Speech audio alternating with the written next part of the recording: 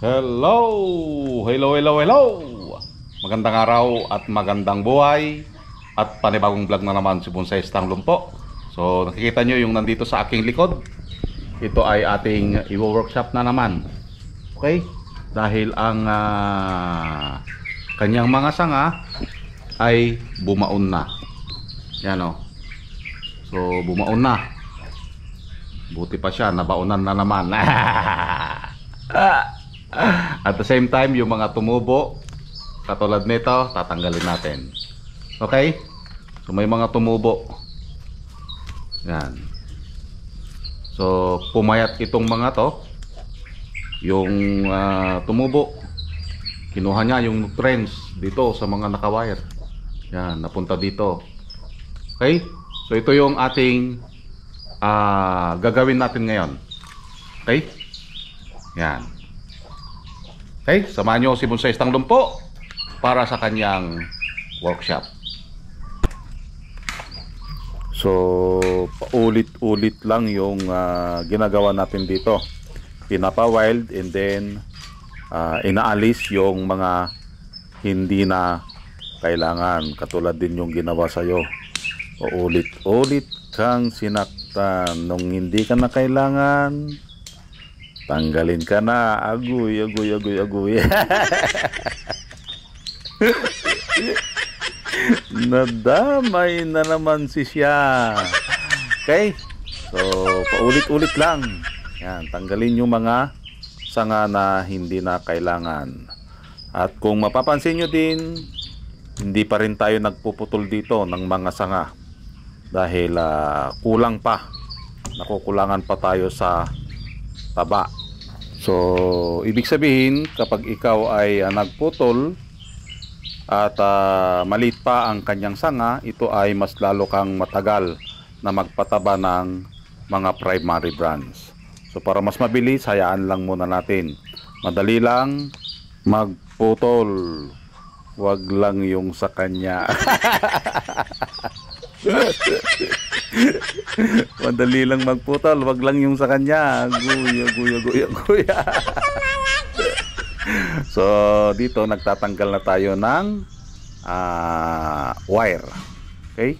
Dahil yung unang lagay natin ng wire, ang iba nun ay bumaon na.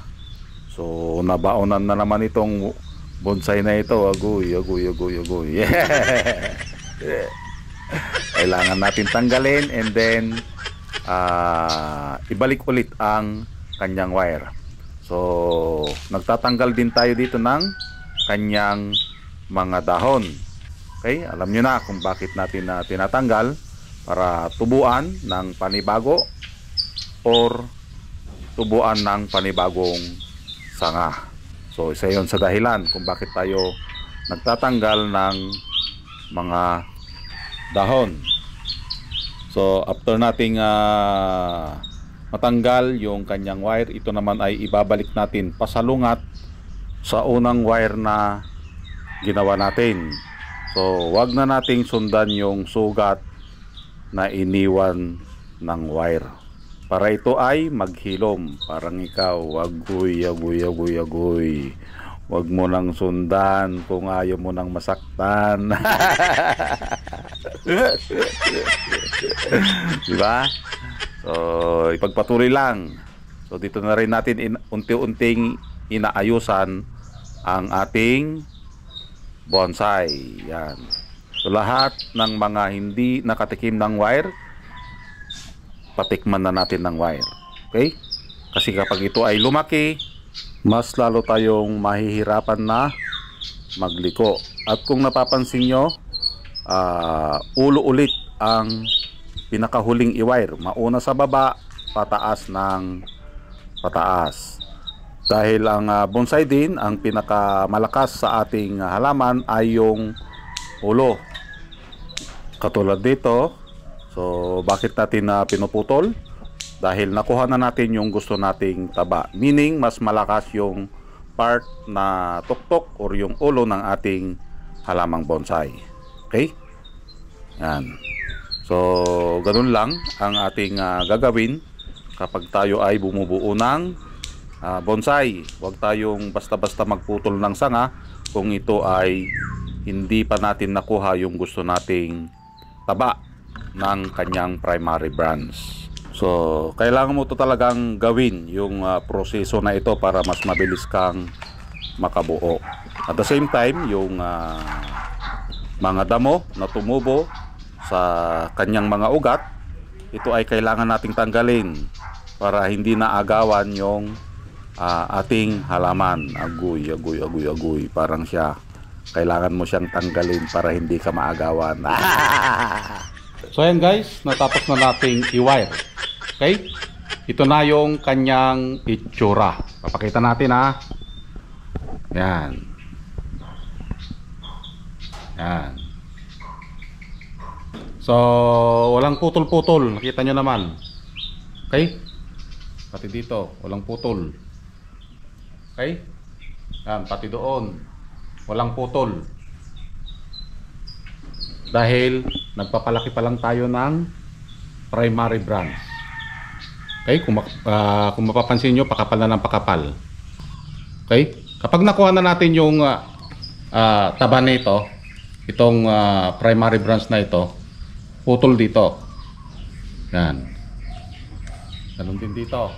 Pag nakuha na ito, yung taba, putol din dito. Okay? And then, i-form mo na ng canopy. Yan, yung apex. Okay? At kung iikutin natin, ito yung kanyang itsura.